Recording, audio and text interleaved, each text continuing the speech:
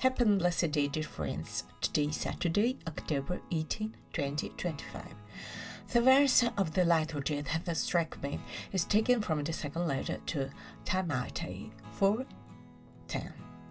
St. Paul is being held in prison, and in writing the letter, he says, "At my first defense, no one supported me. Everyone abandoned me. Let no one take them to a task.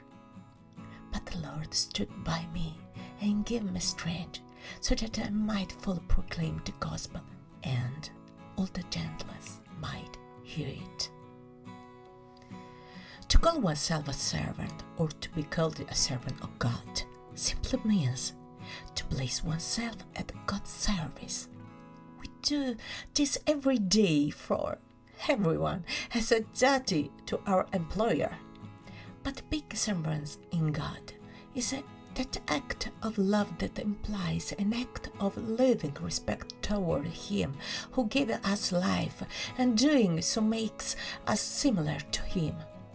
I truly cannot understand why, even today, in the imagination of some people, we place ourselves at the service in so many situations without any problem, and yet if there is an invitation to do so from the Lord, it annoys them, the only one who in the word servants encompasses all His benevolence and salvation for human beings.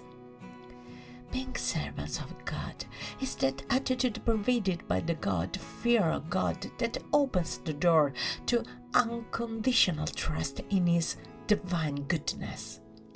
Being servants means placing oneself at the service of someone, and even more so should one do so towards God the Father. And he or she who places themselves at the service and someone else gives their time, their kindness, their availability, and all their love for the love of themselves and of others. I also say this about oneself because just think about how it feels when we perform an absolutely free, spontaneous act of generosity of love. Even if we don't accept it, we always receive double what we give in spiritual richness, joy, and spiritual fulfillment.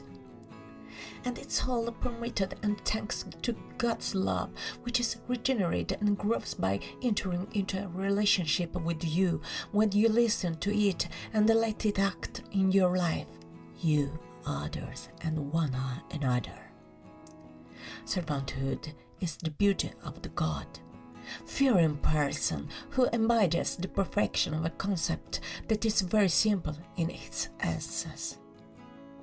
He is grateful and thankful for everything he has, considering it in a state of perpetual grace, since nothing is owed to him, but is given to him with God's free love.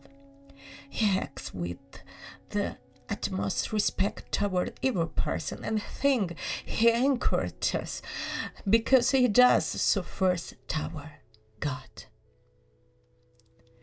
God bless you greatly. See you soon.